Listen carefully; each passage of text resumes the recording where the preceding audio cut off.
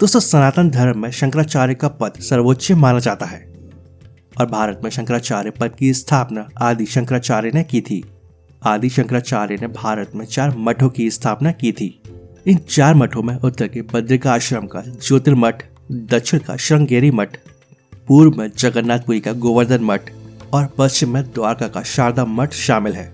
और इन 4 मठों के प्रमुख को शंकराचार्य कहा जाता है और संस्कृत में इन 4 मठों को पीठ कहा जाता है। इन 4 मठों की स्थापना करके आदि शंकराचार्य ने अपने 4 प्रमुख शिष्यों को इसकी जिम्मेदारी सौंपी थी और तभी से भारत में शंकराचार्य परंपरा की स्थापना हुई है। तो चलिए जानते हैं कि शंकराचार्य कैसे बनते हैं, भारत में कितने शंकराचार्य हैं। बस अब इस वीडियो को एंड तक पूरा देखें और जानकारी पसंद आए तो इस वीडियो को लाइक करके अपने दोस्तों के साथ शेयर जरूर करें। तो चलिए शुरू करते हैं आज के इस इन्फॉर्मेटिव वीडियो को। दोस्तों, मान्यताओं के अनुसार इस पद की स्थापना आदि शंकराचार्य के द्वारा की गई थी। आदि शंकराचार्य हिंदू दार्शनिक और धर्मगुरु थे और जिन्हें हिंदुत्व के सबसे महान प्रतिनिधियों में से एक माना जाता है। सनातन धर्म को मजबूत करने के लिए आदि शंकराचार्य ने भारत में 4 मठों की स्थापना की। लेकिन पहले यहाँ ये जान लेते कि ये मठ होते क्या है। तो सनातन धर्म के मुताबिक मठ वो स्थान है जहाँ गुरु अपने शिष्यों को शिक्षा और ज्ञान की बातें बताते हैं और इन गुरुओं के द्वारा दी गई शिक्षा आध्यात्मिक होती है। इन मठों में इन सभी कामों के अलावा सामाजिक सेवा, साहित्य, इनसे संबंधित काम भी होते हैं। तो ये तो बात हुई मठ की कि मठ क्या होती है और यहाँ पर क्या होता है। अब जानते हैं शंकराचार्य के बारे में कि शंकराचार्य कैसे चुने जाते हैं। दोस्तों, शंकराचार्य बनने के लिए सन्यासी होना जरूरी है और सन्यासी बनने के लिए गृहस्थ जीवन का त्याग, मुंडन, अपना पिंडदान और रुद्राक्ष धारण करना भी जरूरी माना जाता है। और शंकराचार्य बनने के लिए ब्राह्मण होना अनिवार्य है। इसके अलावा तन मन से पवित्र और जिसने अपनी इंद्रियों को जीत लिया हो और 4 वेद और 6 वेदांगों का ज्ञान होना चाहिए। इसके बाद शंकराचार्यों के प्रमुखों आचार्य महामंडलेश्वरों, प्रतिष्ठित संतों की सहमति और काशी विद्वत परिषद की मोहर के बाद शंकराचार्य की पदवी मिलती है।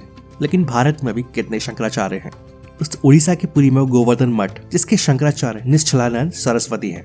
ऐसी गुजरात के द्वारका धाम में शारदा मठ, जिसके शंकराचार्य सदानंद सरस्वती हैं। उत्तराखंड के बद्रिका आश्रम में ज्योतिर्मठ, जिसके शंकराचार्य स्वामी अभिमुक्तेश्वरानंद हैं। और दक्षिण भारत के रामेश्वरम में श्रृंगेरी मठ, जिसके शंकराचार्य जगत गुरु भारती तीर्थ हैं। और आपको बता दें कि ये चारों मठ शंकराचार्य के समय से स्थापित किए गए थे और ये 4 मठ देश के चारों कोनों में हैं। उड़ीसा के पूरी राज्य में गोवर्धन मठ स्थापित है और गोवर्धन मठ के सन्यासियों के नाम के बाद आरण्य संप्रदाय नाम लगाया जाता है और इस मठ के शंकराचार्य निश्चलानंद सरस्वती जी हैं। ऐसी गुजरात के द्वारका धाम में शारदा मठ स्थित है और शारदा मठ के सन्यासियों के नाम के बाद तीर्थ या आश्रम लगाया जाता है और इस मठ के शंकराचार्य हैं सदानंद सरस्वती जी। और उत्तराखंड के बद्रिका आश्रम में ज्योतिर्मठ स्थित है और ज्योतिर्मठ के सन्यासियों के नाम के बाद सागर का इस्तेमाल किया जाता है और इस मठ के शंकराचार्य हैं स्वामी अभिमुक्तेश्वरानंद। और ऐसे ही दक्षिण भारत के रामेश्वरम में श्रृंगेरी मठ स्थित है और इस मठ के सन्यासियों के नाम के बाद सरस्वती या भारती शब्द का इस्तेमाल होता है और इस मठ के शंकराचार्य हैं जगत गुरु भारती तीर्थ। दोस्तों, सनातन धर्म में शंकराचार्य सबसे बड़े धर्म गुरु माने जाते हैं और जो बौद्ध धर्म में दलाई लामा और ईसाई धर्म में पॉप के बराबर माने जाते हैं। और पूरे भारत में इन 4 मठों की एक महत्वपूर्ण भूमिका है। भारत के संत समाजों में सबसे ऊपर शंकराचार्य आते हैं।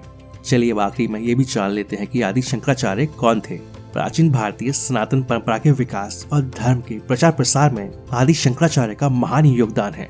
उन्होंने सनातन परंपरा को पूरे देश में फैलाने के लिए भारत के चारों कोनों में मठों की स्थापना की थी।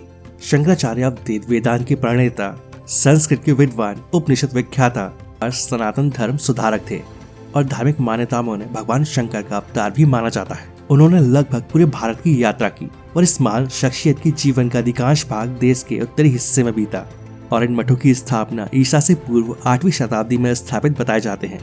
तो दोस्तों, अब आपको काफी अच्छे से क्लियर हो गया होगा कि आदि शंकराचार्य कौन थे और भारत में शंकराचार्य कौन होते हैं और शंकराचार्य की पदवी उन्हें कैसे मिलती है।